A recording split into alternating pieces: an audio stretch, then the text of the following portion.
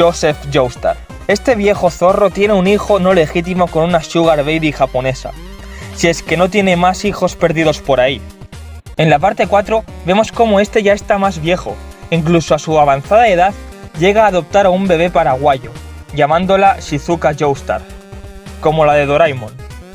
Joseph, igual que mucha gente de su edad, desarrolla una adicción al juego y a las apuestas deportivas, las cuales hicieron que perdiese gran parte de su patrimonio, ya que es bien sabido que Joseph es del Arsenal, lo cual le hizo perder muchísima pasta en el Sportium. ¡Oh my God!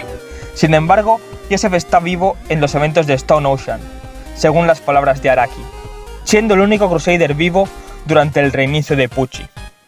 Yo lo suelto. Vale. Yo lo suelto. Suéltalo. Antes de que se nos olvide. Joseph Joestar. Dilo. No, dilo tú. No murió.